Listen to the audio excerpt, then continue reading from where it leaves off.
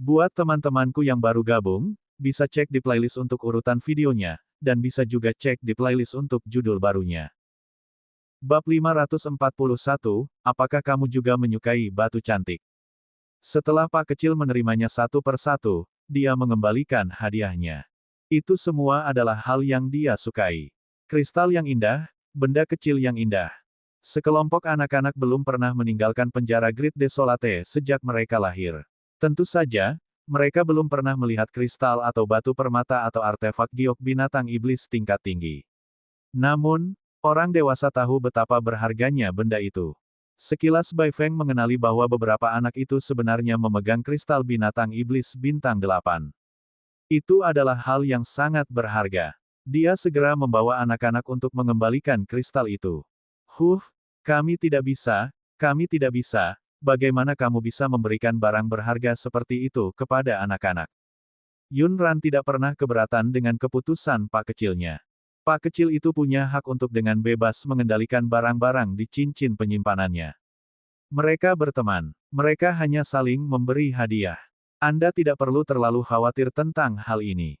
Tapi, Bai Feng melihat kristal itu dan tidak tahu harus berkata apa. Dengan suara mendesing, Pak Kecil itu mengeluarkan sebuah kotak kecil lagi darinya. Cincin interspatial dan mengambil segenggam kristal. Dia mengulurkan lengan kecilnya dan menjejalkannya ke tangan Bai Feng. Kakek, apakah kamu juga menyukai batu-batu kecil yang cantik? Aku akan memberimu beberapa. Bai Feng terdiam. Mengapa anak ini memberikan kristal kepada orang lain begitu saja? Dia bahkan mengambil beberapa dari mereka. Tidak, bukan itu maksudku. Wajah tua Bai Feng memerah. Dia di sini bukan untuk meminta kristal kepada anak kecil ini. Kamu, ambil kembali. Pak Pengepak berpikir itu tidak cukup, jadi dia mengambil segenggam lagi untuknya. Kemudian, dia mengangkat wajah kecilnya yang lembut dan memperlihatkan senyuman manis khasnya. Kakek, aku akan memberimu banyak. Bai Feng telah hidup begitu lama dan berpikir bahwa dia telah mengalami banyak hal di penjara Great Desolate. Bahkan para hantu pun tidak bisa menakutinya. Tapi hari ini, dia begitu ketakutan oleh seorang anak kecil sehingga dia mundur beberapa langkah. Tidak, Ayah, ini tidak bisa dibiarkan. Dia benar-benar di sini bukan untuk meminta kristal pada anak kecil ini. Yun Ran tahu bahwa Sweetie Cake sangat ingin memberinya hadiah. Dia tersenyum dan berkata, jangan terlalu banyak berpikir. Dia hanya ingin memberimu hadiah. Mohon diterima. Bai Wan juga menasihati, Paman Feng, terima saja.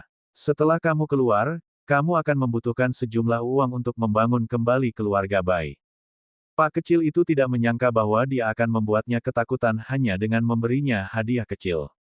Setelah mengirimkan hadiah, dia berlari keluar untuk bermain dengan teman-teman yang baru dia temui. Bun melihatnya berlari keluar dan mengikutinya. Dia tidak selugu Little Sweetie Cake. Dia tahu tempat ini bukanlah tempat yang menyenangkan. Ada banyak bahaya tersembunyi di sini. Dia harus tetap berada di sisi adiknya untuk memastikan keselamatannya. Melihat ekspresinya yang dingin, anak-anak keluarga Bai tidak berani mengambil inisiatif untuk memprovokasi dia. Meski adik kecil ini tidak terlihat tua, anak-anak keluarga Bai masih bisa merasakan aura yang berbeda darinya. Yang bisa dilihatnya hanyalah pasir kuning. Tidak ada yang menyenangkan tentang hal itu. Namun, Sweetie Cake bersenang-senang bermain pasir bersama teman-teman barunya. Dia bahkan melepaskan sepatu di kakinya. Dia berlari dan berguling-guling di bukit pasir seperti anak-anak yang bertelanjang kaki. Dari waktu ke waktu, tawa Pak Kecil terdengar dari gundukan pasir. Pak Kecil itu sedang bermain dengan gembira dan tidak menyadari bahwa tidak jauh dari situ, sepasang mata merah sedang menatapnya. Bab 542, kedua pekrat ini benar-benar tahu cara bermain. Mata merah itu tersembunyi di dalam gua di atas tumpukan tanah di kejauhan. Dia menatap matahari yang perlahan terbenam dan menjilat taringnya yang tajam dengan ujung lidahnya yang merah cerah. Melihat matahari akan segera terbenam, rombongan anak-anak yang tadi bermain dengan Little Sweetie Cake di gundukan pasir langsung meminta untuk kembali. Mereka tidak bisa tinggal di luar lebih lama lagi karena malam akan segera tiba.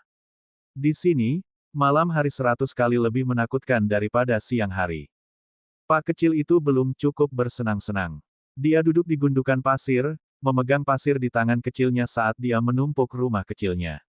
Tapi rumah kecil Sweetie Cake belum dibangun. Kue manis kecil, ayo main lagi besok saat matahari terbit. Itu benar. Tanpa matahari, hantu akan keluar. Little Sweetie Cake, kita akan bersembunyi. Anak-anak terlihat cemas, tetapi mereka tetap bersikap lembut. Mungkin ini adalah sesuatu yang terukir di tulang keluarga Bai. Saat matahari terbenam, itu berarti bahaya. Selama bertahun-tahun, mereka hidup seperti ini. Mereka harus bersembunyi di dalam gua agar tidak ditemukan oleh hantu.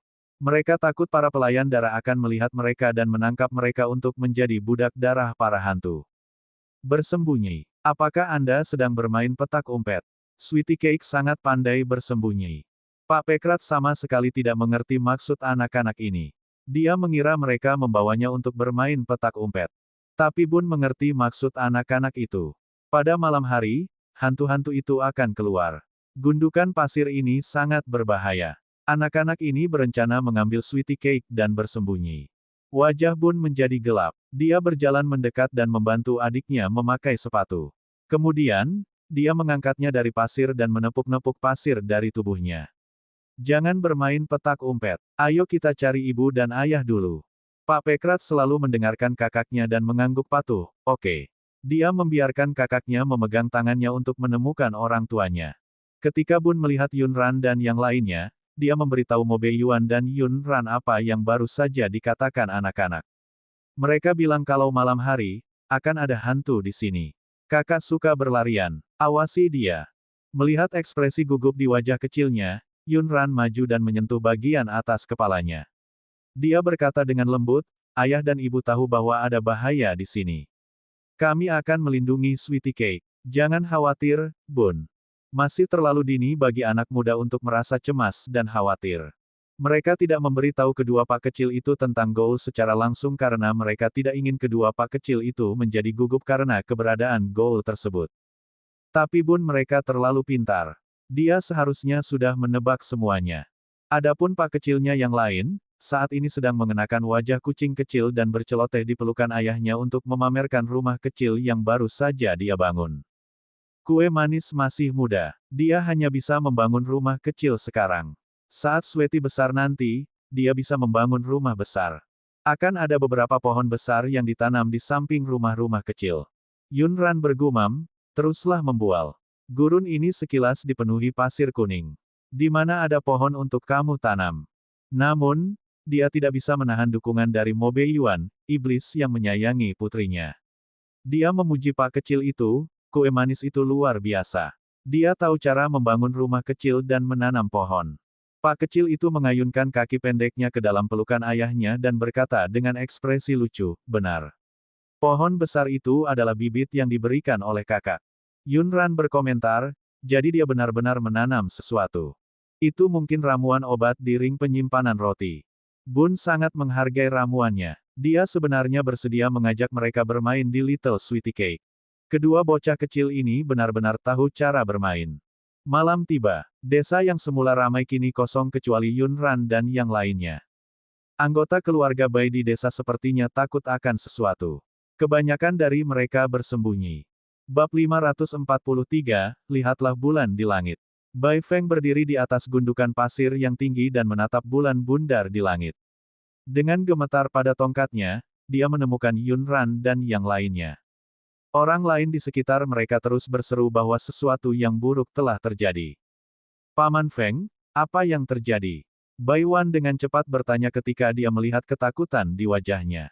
Sepertinya sesuatu yang besar telah benar-benar terjadi. Bulan, lihatlah bulan di langit. Begitu dia mengatakan itu, semua orang melihat ke bulan di langit. Bahkan kedua pak kecil itu mengangkat leher ramping mereka. Semua orang tahu bahwa Sweetie Cake adalah orang yang suka mengobrol. Sebelum Yunran dan yang lainnya dapat berbicara, pak kecil itu sudah menyadari bahwa bulan ini berbeda dari bulan yang pernah dilihatnya sebelumnya. Wajah bulan itu merah. Apakah itu sakit? Yunran sangat mengagumi imajinasi Pekratnya. Bulan tidak sakit. Kalau begitu, itu pemalu. Bulan tidak pemalu. Yunran menduga sesuatu akan terjadi pada bulan aneh itu, jadi dia segera menoleh untuk melihat Bai Feng. Jadi, adakah alasan mengapa bulan berubah warna? Bai Feng berkata, ini adalah bulan darah. Konon katanya jika bulan berubah warna maka akan terjadi musibah. Hijau menandakan kelaparan, merah adalah simbol perang, kuning menyoroti kebajikan dan kegembiraan, putih mencerminkan kekeringan dan duka, dan hitam mengacu pada bencana air dan firasat penyakit dan kematian. Warna merah mengacu pada bulan darah. Namun, kemunculan bulan darah di sini melambangkan satu hal, yaitu Raja Goul akan segera bangun. Yunran terdiam. Jadi Raja Goul tertidur selama ini. Bai Feng telah lama tinggal di penjara Great Desolate. Secara alami, dia memahami hantu lebih baik daripada orang-orang di luar. Goul berbeda dari manusia. Umur mereka sangat panjang. Dikatakan bahwa Raja Goul telah hidup selama 8 hingga 900 tahun. Sesekali, dia akan tertidur lelap. Terkadang, dia akan tidur dalam waktu lama, dan terkadang, dia akan tidur dalam waktu singkat. Namun, hanya bulan darah ini yang bisa membangunkan Raja Goul. Nona keempat, cepat pergi. Jangan pedulikan kami orang-orang tua yang sakit-sakitan dan kakinya sakit. Bawa anak-anak dan segera tinggalkan tempat ini. Setiap kali Raja Goul bangun, dia perlu meminum darah manusia dalam jumlah besar. Nona muda Yunran, Anda, dan dua tuan muda dari keluarga utama ini adalah garis keturunan paling berharga dari keluarga Bai. Akan sangat berbahaya untuk terus tinggal di sini. Terakhir kali Raja Goul terbangun dari tidurnya adalah saat keluarga Bai diasingkan. Oleh karena itu, Bai Feng secara pribadi telah menyaksikan pemandangan neraka itu. Di bawah bulan besar berwarna darah, bayangan hitam muncul dan menghilang seperti hantu. Berdiri di atas gundukan pasir yang tinggi, dia memperlihatkan taringnya yang dingin dan menggigit leher orang yang masih hidup. Setelah menghisapnya, dia merasa darah orang-orang itu kurang enak. Dia akan mematahkan leher mereka dan membuang mayat mereka. Setiap kali Raja Goul mencari makanan, banyak orang yang mati. Kemunculan bulan darah memberitahu mereka bahwa perburuan Raja Goul akan segera dimulai lagi. Mata Baiwan gelap dan suaranya sedikit dingin. Kami akan meninggalkan penjara Great Desolate, tapi aku ingin membawa kalian semua, setiap anggota keluarga Bai yang bersedia pergi bersamaku. Bukan hanya anak-anak. Kata-katanya membuat mata Bai Feng memerah. Secara logika, mereka, anggota keluarga Bai, adalah orang-orang yang tidak ada hubungannya dengan keluarga bangsawan keluarga Bai. Tanpa diduga, Nona keempat dari keluarga utama datang ke sini secara pribadi untuk menjemput mereka. Kalau begitu, Nona keempat, bersembunyilah di gua bawah tanah. Kamu bisa keluar setelah Raja Goul keluar untuk berburu makanan. Bab 544, terlalu buruk. Yunran mencibir, sembunyikan. Namun, dia masih ingin melihat seperti apa rupa Raja Goul. Baiwan merasa bersembunyi di dalam gua bukanlah ide yang baik. Dia mengerutkan kening. Jika kami bersembunyi di dalam, bagaimana denganmu? Menurut apa yang kamu katakan, Raja Goul akan keluar untuk berburu makanan. Dia pasti akan menangkapmu dan membawamu kembali. Jika Anda tetap tinggal, Anda juga akan berisiko ditangkap olehnya. Yunran menimpali, jika Raja Goul tidak bodoh, dia pasti bisa menebak bahwa wanita dan anak-anak bersembunyi ketika dia melihat sekelompok pria dan orang tua. Dengan indera penciuman dan pendengaran para Goul yang tajam, tidak akan sulit bagi mereka untuk menemukan kita. Bai Feng menjelaskan dengan malu, aku baru saja lupa memberitahumu. Kita mungkin harus merepotkan Nona keempat dan Nona muda Yunran. Di luar gua, kita akan menutupi pintu masuk dengan kotoran binatang iblis. Goul mempunyai hidung yang paling bagus, tapi mereka benci bau busuk. Yunran tercengang. Ini adalah metode yang persis sama yang diajarkan anak-anak lain pada Little Sweetie Cake. Kotoran binatang iblis bisa menutup pintu masuk, tapi mereka mungkin setengah mati karena bau busuk di tanah yang tidak bisa ditembus itu. Mo Beiyuan tahu bahwa Yunran dan Pak kecil itu suka bersih, jadi tidak mungkin mereka bersembunyi di gua bawah tanah yang kotor dan bau. Mereka tidak perlu bersembunyi. Aku di sini. Pak Pekrat juga mengepalkan tangan kecilnya dan mengangkat lengan kecilnya. Apakah kamu melihat itu? Tinju kecil kue manis sangat kuat. Yunran dan yang lainnya secara alami tahu betapa kuatnya tinju kecil Pak kecil itu. Namun, anggota keluarga Bai ini tidak mengetahui bahwa tentara keluarga Bai hanya mendengar sebagian dari perbuatan Pak kecil itu. Oleh karena itu, mereka tidak mengambil hati. Di sisi lain, sebelum mereka menyelesaikan topiknya, Pak kecil itu membuat keributan dan ingin turun dari pelukan ayahnya. Mo Beiyuan tidak terlalu memikirkannya dan menurunkannya. Tanpa diduga, begitu kaki Pak kecil itu menyentuh tanah, dia mengepalkan tangan kecilnya dan berkata dengan suara manis, "Sayang melihat Badi, aku akan menghajarnya." Saat dia berbicara, dia berlari keluar. Kue manis. Tunggu. Senyuman di wajah Yunran membeku dan dia dengan cepat berteriak, tapi gadis itu sudah melarikan diri jauh. Ekspresi Mo Beiyuan berubah dan dia mengejarnya. Ini adalah penjara besar yang sunyi. Itu tidak simen tempat lain. Yunran dan Bai Wan tidak berani menunda. Mereka langsung mengumpulkan energi spiritualnya dan mengikutinya. Pak kecil ini agak cepat. Jika mereka selangkah lebih lambat, mereka mungkin tidak dapat mengejar ketinggalan. Bun tidak berkata apa-apa dan juga mengejarnya. Para penjaga rahasia sudah terbiasa dengan kemampuan tuan kecil mereka yang bisa menghilang tanpa jejak. Namun, para prajurit dan anggota keluarga Bai terkejut. Mereka bertanya, ada apa? Para penjaga rahasia sepertinya sudah terbiasa dengan dunia. Oh, tidak apa-apa. Tuan kecil kami, Sweetie Cake, memiliki tingkat budidaya yang tinggi. Dia hanya berlari sedikit cepat. Tentara keluarga Bai bertanya-tanya, apakah dia berlari cepat? Apakah dia berlari? Bahkan Bai Feng curiga mereka sudah terlalu lama tinggal di penjara Great Desolate. Jadi, apakah semua orang di luar penjara Great Desolate begitu kuat? Budidaya anak ini sangat menantang surga. Lalu apa yang akan dia lakukan? Para penjaga rahasia melihat ke arah bayangan. Mereka juga tidak tahu apa yang ingin dilakukan Sweetie Cake. Namun, sebelum tuan kecil itu berlari keluar, dia sepertinya telah mengucapkan beberapa patah kata. Dia bilang dia melihat sesuatu yang buruk dan ingin memukuli seseorang. Mari kita pergi ke sana dan melihatnya. Jangan tanya mereka mengapa mereka tidak mengejarnya sekarang. Mereka terlalu buruk dan tidak bisa mengejar ketinggalan sama sekali. Bab 545, apa ini? Pak kecil itu dengan cepat pindah ke gundukan pasir. Kemudian, dia mengangkat tinju kecilnya dan menghantamkannya ke bayangan hitam di balik gundukan pasir. Petik 2 tanda seru. Kue manis telah menemukanmu. Anda tidak dapat melarikan diri. Tinju kecilnya pernah menghancurkan pilar batu besar yang berdiri di istana Kekaisaran Wuan selama ratusan tahun. Bayangan hitam itu terkena pukulan tersebut dan seluruh tubuhnya terjebak di gundukan pasir. Ia tidak bangkit lagi. Mo Beiyuan mengejarnya dan menarik pekratnya ke dalam pelukannya. Hatinya, yang tadinya terguncang, perlahan-lahan menjadi tenang. Matanya menjadi gelap saat dia menatap bayangan hitam di gundukan pasir. Gundukan pasir ini tidak dekat dengan mereka. Jaraknya masih jauh, jadi dia tidak menyadari ada sesuatu yang tersembunyi di sini. Yunran dan Bai Wan mendarat tepat di belakang mereka dan memeriksa paket kecil di pelukan Mo Beiyuan.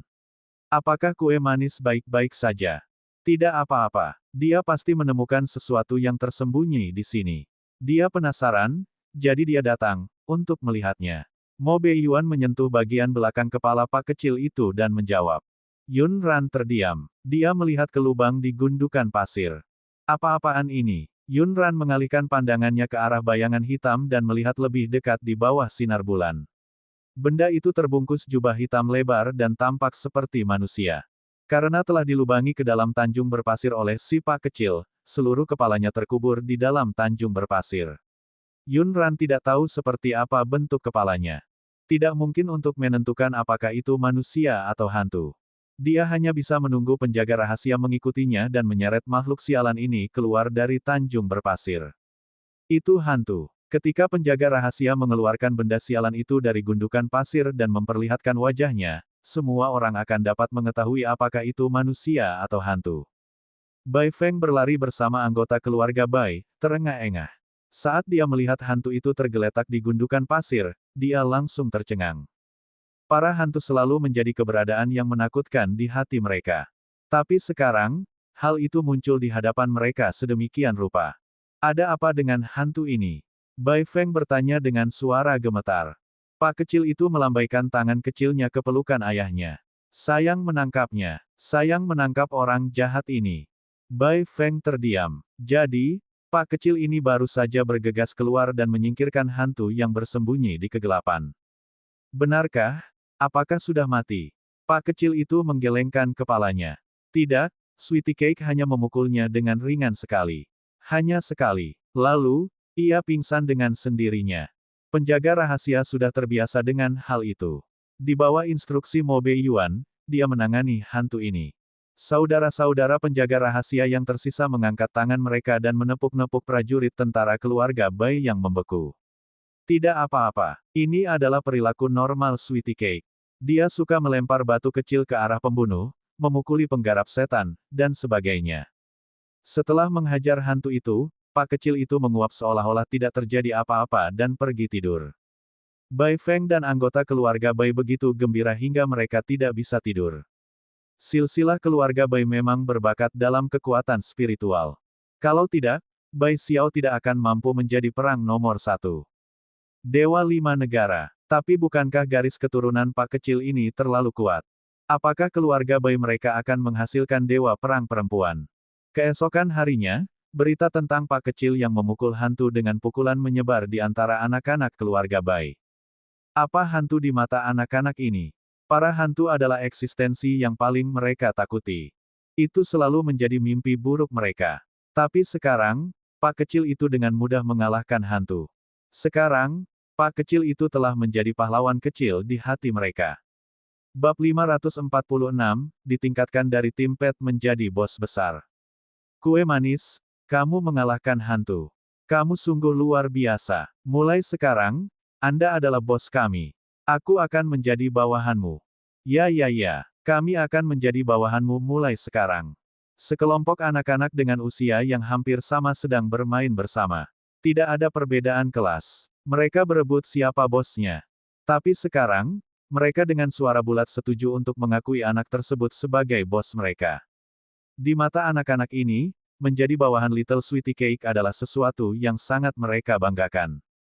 Ibu, Sweetie Cake punya adik laki-laki. Pak kecil itu tidak bisa membedakan antara bawahan dan adik laki-laki. Dia berlari ke arah Yunran dengan kaki pendeknya dan dengan senang hati membagikan kabar baik. Suara Pekrat itu keras dan jelas, menyebabkan Bai Wan dan para penjaga rahasia melihat ke arah Yunran. Yunran menyadari bahwa semua orang pasti salah memahami kata-kata anak laki-laki itu. Wajahnya memanas dan dia sedikit tersipu. Dia dan Mo Beiyuan telah berciuman dan berpelukan berkali-kali. Setelah itu, tidak ada lagi. Karena mereka belum mencapai langkah terakhir sama sekali. Tentu saja tidak mungkin baginya untuk mengandung anak Mo Beiyuan di perutnya sekarang. Adik yang apa? Yunran tersipu dan menatap seseorang dengan getir. Namun, seseorang menekuk kakinya yang panjang dan berjongkok.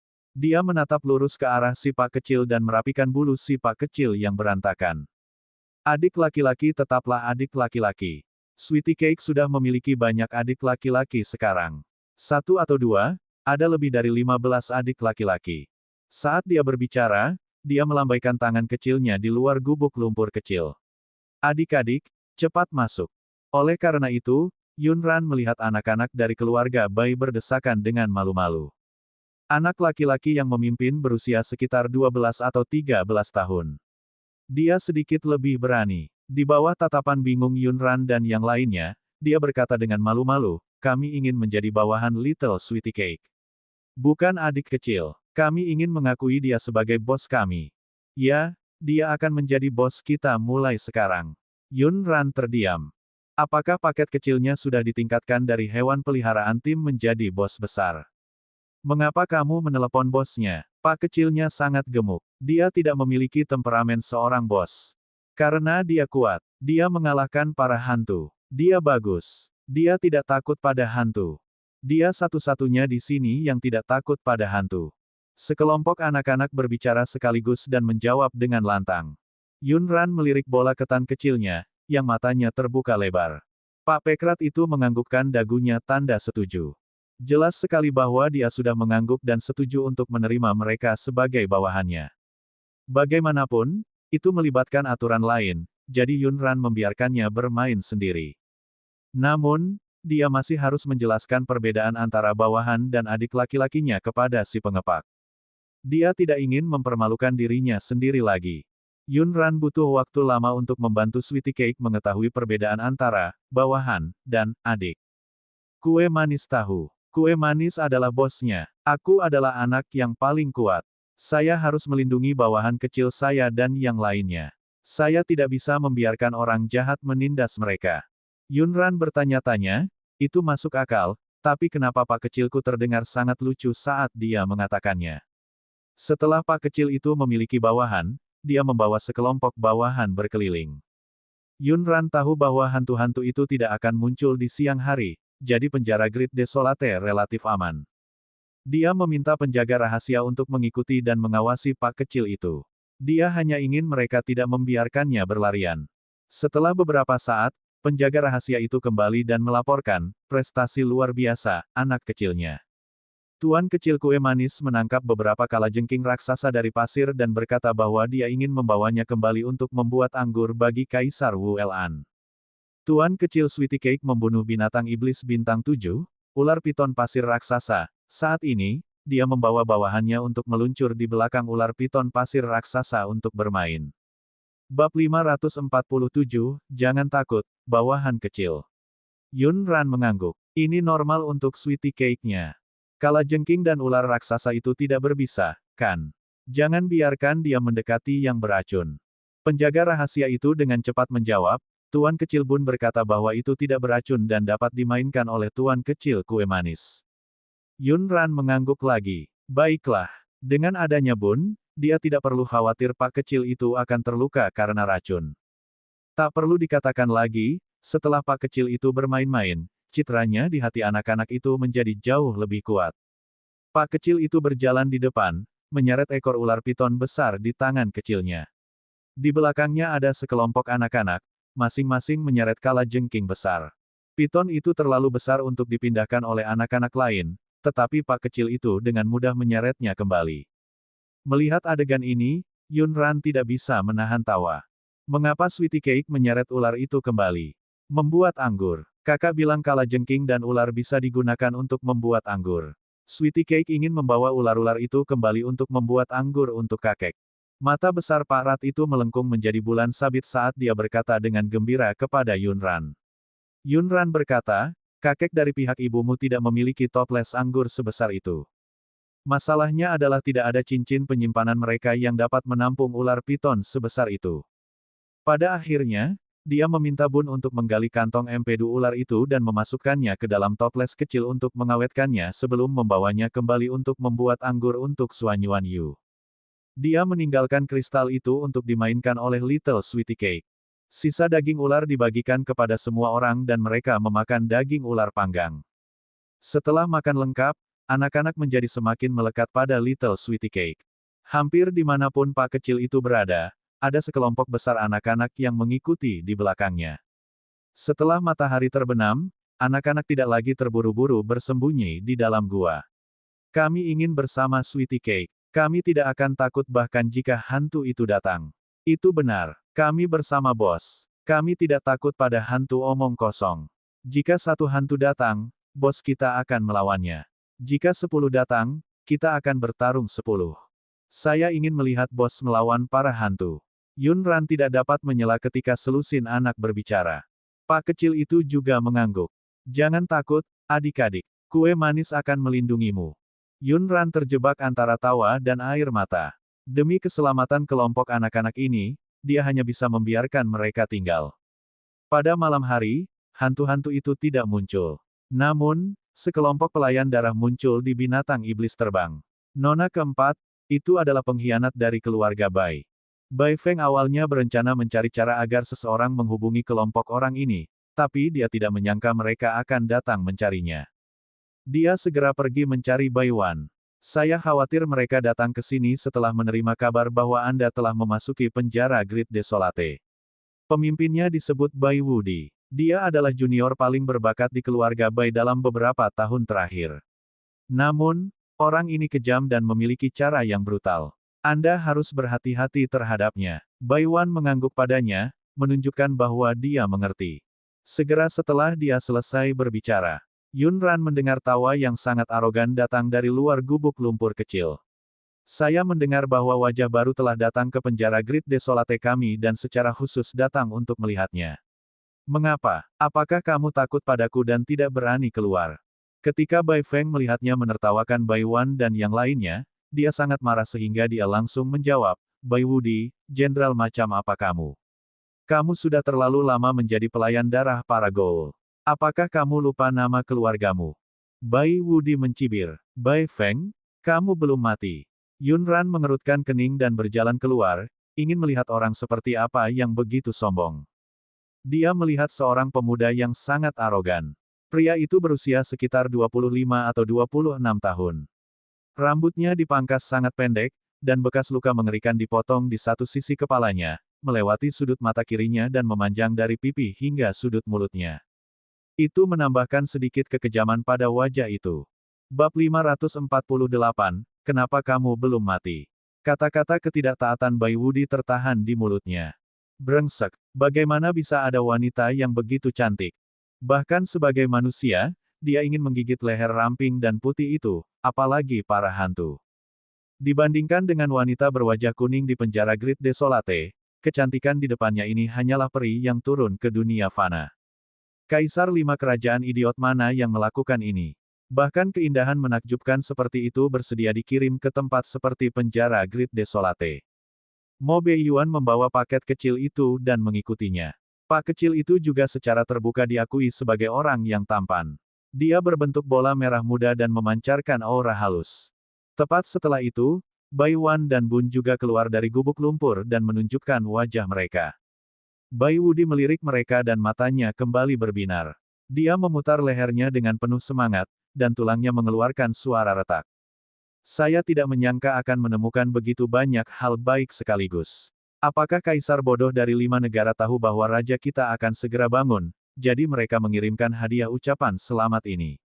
Mo Beiyuan memeluk pak kecil itu dan merasa tidak nyaman untuk melakukan apapun. Dia takut dia akan menakuti pak kecil itu. Dia menyerahkan paket kecil itu kepada Yunran. Ran, bawakan sweetie cake. Jangan biarkan dia berlarian. Dia suka memukul orang dengan tinju kecilnya. Tidak baik jika dia secara tidak sengaja menggosok sesuatu yang kotor. Yunran mengambil paket kecil itu dan mengangguk. Sweetie cake-nya benar-benar harus digendong. Kalau tidak, siapa yang tahu kapan pak kecil itu akan lari dan memukuli seseorang. Bai Wan mengetahui kepribadian Mo Beiyuan. Jika dia menyerang, meskipun orang di seberangnya tidak mati, dia hanya memiliki satu nafas tersisa. Bisakah kamu mengizinkan aku berbicara dengannya dulu? Mo Beiyuan tidak mau repot-repot memberi kami rasa hormat, tapi dia harus menunjukkan rasa hormat pada Bai Wan. Energi roh yang terkumpul di telapak tangannya ditarik kembali. Terserah kamu. Saat itulah Bai Wan melihat orang di seberangnya. Dia tidak membuang waktu dan langsung mengungkapkan identitasnya. Saya Bai Wan, putri kepala keluarga Bai, Bai Xiao. Menurut Timelin, orang yang berdiri di seberangnya seharusnya baru berusia beberapa tahun ketika dia pertama kali datang ke penjara Great Desolate. Oleh karena itu, wajar jika dia tidak bisa mengenalinya. Saat Bai Wudi mengetahui identitas Bai Wan, ekspresinya berubah dan menjadi garang. Bai Wan, putri Bai Xiao, bukankah mereka mengatakan bahwa keluarga Bai sudah meninggal? Kenapa kamu masih hidup? Kenapa kamu masih layak hidup di dunia ini? Bai Wan telah mengetahui dari Bai Feng bahwa kelompok anggota keluarga Bai lainnya mungkin memiliki banyak kebencian terhadap keluarga Bai. Oleh karena itu, dia siap secara mental dengan sikapnya. Saya sudah menyelidiki masalah keluarga Bai. Saat itu, ayah dan saudara laki-laki saya dijebak. Bai Wudi tersenyum dingin dan mengertakkan gigi. Suaranya dingin. Jadi, mereka dianiaya. Terus, haruskah kita terlibat di tempat terkutuk ini dan menghancurkan keluarga kita? Petik 2. Bai Wan mencoba menjelaskan kepadanya bahwa ini semua adalah bagian dari rencana kaisar yang malang, dan bahwa ayah serta saudara laki-lakinya adalah korban dari semua ini. Namun emosi Bai Wudi sudah lama diliputi oleh kebenciannya terhadap keluarga Bai. Jika bukan karena keluargamu yang memprovokasi ketakutan kaisar malang itu, apakah dia akan bersekongkol melawanmu? Kenapa dia tidak bersekongkol melawan keluarga lain selain keluargamu? Menurutku, Bai Xiao dan keluargamulah yang tidak tega berpisah dengan kekuasaan dan status mereka dan ingin naik lebih tinggi, jadi mereka memprovokasi kaisar untuk menyerang keluarga Bai. Untunglah Bai Xiao dan saudara-saudaramu meninggal.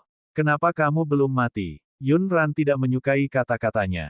Dia mengangkat lengannya dan memasukkan kembali paket kecil itu ke dalam pelukan Mo Beiyuan.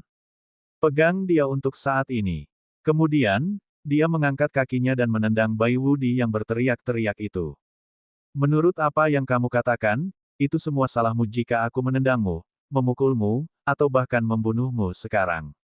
Bab 549, pangsit ketan kecil diisi dengan wijen hitam. Setelah Yunran menendangnya, Pak kecil di pelukan Mo Bei Yuan tidak tahan lagi. Dia memutar tubuhnya dan ingin turun dan bermain. Mo Bei Yuan sangat mengenal putri bungsunya. Bola nasi yang berwarna putih dan empuk mungkin diisi dengan biji wijen hitam. Pak pasti melihat Yunran menendang seseorang dan menganggapnya menyenangkan. Dia juga ingin menabrak dan menendangnya. Mo Bei Yuan tidak menurunkannya dan membujuknya dengan suara rendah. Kalau ibumu sudah selesai, kamu bisa turun dan bermain. Pak kecil itu mengedipkan mata hitamnya yang besar dan mengerang. Dia hanya bisa menyerah. Tendangan Yunran tidak ringan. Bai Wudi terlempar terbang lebih dari 10 meter dan terhempas ke dinding lumpur di belakangnya. Dia langsung tertutup lumpur dan batu. Butuh waktu setengah hari baginya untuk merangkak keluar dari tumpukan batu. Wajahnya tertutup debu dan dia tampak sedikit acak-acakan. Itu bukan urusanmu. Mata Yunran yang berair tampak jernih saat dia mengangkat bibir merah mudanya dan menjawab, dalam kata-katamu, Bai Xiao, yang pantas mati, adalah kakek dari pihak ibu.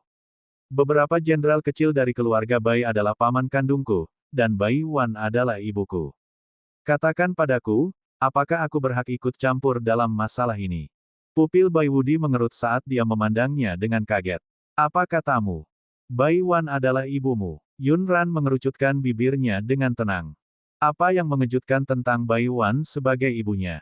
Namun, melihat ibu dan putrinya, mengenakan gaun indah, kulit putih mereka yang tidak pernah rusak oleh pasir, dan mata mereka yang berair, jejak kebencian melintas di mata Bai Wudi.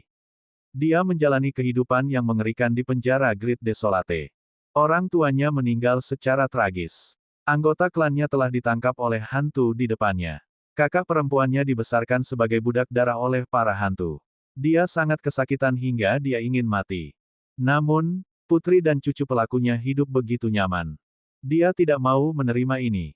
Bagaimana putri dan cucu Bai Xiao bisa menjalani kehidupan yang baik? Mereka seharusnya dipenggal bersama-sama. Mengapa keluarga Bai ingin membatalkan kasus ini? Mengapa keluarga Bai bisa membersihkan nama mereka? Bai Xiao dan putra-putranya pantas mati. Mereka harus mati dengan reputasi buruk. Bai Wan dan putrinya juga pantas mati. Karena mereka telah datang ke penjara Great Desolate, tidak mungkin mereka bisa keluar hidup-hidup. Mereka harus tinggal bersama di neraka hantu. Bai Wudi menyembunyikan permusuhan di matanya dan tidak lagi melawan. Apa tujuanmu datang ke penjara Great Desolate? Melihat bahwa dia bersedia untuk berbicara baik-baik, Bai Wan perlahan menghela nafas lega. Tujuan kami datang ke sini adalah untuk membawa keluarga Bai kembali dari sini. Bai Wudi mencibir. Bawa kembali keluarga Bai. Di mana Anda saat keluarga Bai diasingkan? Di mana kamu saat orang tuaku meninggal secara tragis? Sekarang keluarga Bai telah membatalkan kasus ini, bukankah sudah terlambat bagimu untuk mengingat kami dan berpura-pura menjadi bodhisattva yang menyelamatkan orang dari masalah? Bai Wudi yakin Bai Wan saat itu tidak muncul karena takut mati. Dia hanya tampil munafik setelah kasus keluarga Bai diselidiki. Dia adalah wanita yang munafik. Bai Wan tidak mau menjelaskan terlalu banyak padanya. Bagaimanapun, pemenjaraannya oleh Yun Ziyuan bukanlah hal yang mulia. Saat itu, saya juga membatalkan kasus keluarga Bai. Saya tidak bersembunyi. Saya hanya menemui beberapa hal yang menunda saya selama bertahun-tahun. Bai Wudi menempelkan ujung lidahnya ke pipinya dan meludahkan seteguk darah dan pasir ke tanah. Puff, jangan jelaskan ini padaku. Aku tidak peduli apa yang terjadi padamu saat itu. Mari kita bicara tentang apa yang harus dilakukan sekarang. Bai Wan mengangguk, baiklah. Mari kita bicara tentang situasi saat ini. Paman Feng dan yang lainnya akan meninggalkan penjara besar yang sunyi bersama kita. Saya ingin bertanya apakah anggota keluarga Bai di pihak Anda bersedia meninggalkan Great Desolate. Penjara. Bab 550, mereka semua anjing, apa bedanya? Seolah baru saja mendengar lelucon, Bai Wudi mengangkat kepalanya dan tertawa berlebihan. Tinggalkan penjara besar yang sunyi. Kenapa aku harus membuang statusku sebagai Jenderal Bai untuk pergi bersamamu? Apakah saya akan menjalani kehidupan yang dipandang rendah sebagai orang buangan? Bai Wan mengerutkan kening dan berkata dengan dingin, Jenderal Bai. Menjadi hamba darah para Ghoul dan merugikan orang-orang biasa di penjara Great Desolate, apakah menurutmu statusmu sebagai jenderal itu mulia? Bai Wudi diam-diam mengertakkan gigi. Jika dia, jenderal para hantu, tidak terhormat, lalu apakah posisi Bai Xiao sebagai jenderal terhormat? Kita semua adalah anjing bagi orang lain. Bukankah ayahmu Bai Xiao juga sama? Aku adalah anjing bagi para hantu, dan ayahmu adalah anjing bagi kaisar. Apa bedanya?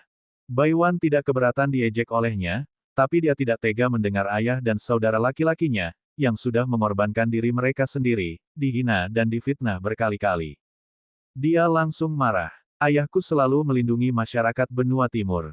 Sampai kematiannya, ia memiliki hati nurani yang bersih. Anda tidak layak bersaing dengannya. Bai Feng tidak bisa menahan amarah di hatinya. Dia mengarahkan tongkatnya ke arah Bai Wudi dan mengumpat dengan keras, kamu pengkhianat keluarga Bai. Nona keempat memberimu kesempatan untuk membuka lembaran baru, tapi kamu keras kepala dan ingin membuat kesalahan sampai akhir. Yun Ran pun merasa pikiran Bai Wudi sudah menyimpang. Dia takut dia tidak bisa diselamatkan. Ibu, jika dia tidak ingin pergi, lupakan saja. Jejak rasa sakit muncul di mata Bai Wan. Dia menarik napas dalam-dalam dan menyesuaikan emosinya. Setelah menenangkan diri, dia bertanya lagi pada Bai Wudi, kamu mungkin berpikir bahwa kamu tidak terkalahkan sekarang dan bahwa kamu dihargai oleh para hantu, tapi bagaimana dengan keluargamu? Bagaimana dengan generasi penerus keluarga Bai?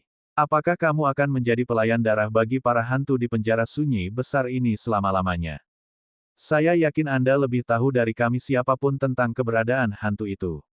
Bisakah Anda menjamin bahwa mereka tidak akan menyerang anggota keluarga Bai di hari-hari berikutnya? Jika mereka ingin menyerang, bisakah kamu melindungi anggota klanmu? Jika kamu tidak bisa, kamu harus membiarkan keluarga Bai meninggalkan penjara Great Desolate. Karena ini adalah pilihan terbaik bagi mereka. Suara Bai Wan dengan jelas menyampaikan pikirannya. Tatapannya menyapu sekelompok orang di belakang Bai Wudi. Apakah kamu juga dari keluarga Bai?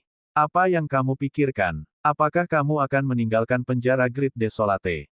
Kelompok orang itu adalah pelayan darah yang mengikuti Bai Wudi. Sebagian besar dari mereka berasal dari keluarga Bai. Namun ada juga orang yang bukan dari keluarga Bai. Harus dikatakan bahwa meninggalkan penjara Great Desolate adalah hal yang sangat menggoda bagi mereka. Tidak mudah menjadi pelayan darah. Mereka selalu ditakuti oleh hantu, takut mereka akan dibunuh oleh mereka jika tidak hati-hati. Jika mereka bisa meninggalkan penjara Great Desolate, mereka bisa keluar dan menjalani kehidupan normal. Namun, mereka tidak berani mengungkapkan pemikiran mereka yang sebenarnya di depan Bai Wudi. Metode Bai Wudi dalam menghadapi pengkhianat sangat kejam dan keji. Jika mereka berani mengkhianatinya, dia mungkin tidak akan membiarkan mereka sama sekali. Semua orang hanya bisa menundukkan kepala dan diam. Bai Wan bisa melihat keraguan di mata mereka. Ia tahu bahwa mereka tidak berani menjawab karena takut pada Bai Wudi. Saat Bai Wudi melihat Bai Wan gagal menipunya, dan mulai menipu bawahannya, kebencian di hatinya semakin dalam. Baginya, wanita ini tidak tega melihatnya hidup dengan baik di penjara Great Desolate dan ingin memburu semua bawahannya.